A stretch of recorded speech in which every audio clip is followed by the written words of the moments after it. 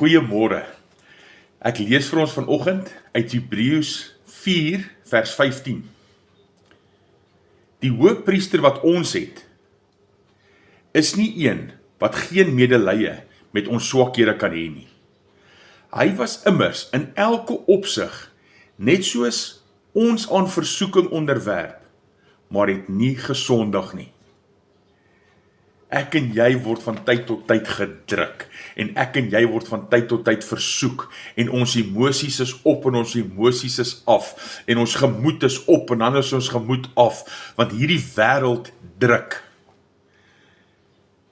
Net so was Jesus gedruk, en die woord sê, hy verstaan, hy het medelee met ons, want hy was ook daar.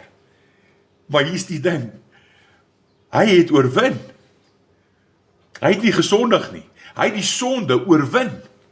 En omdat ek en jy in hom is, het ons ook reeds oorwin. Die Here seën jou vandag.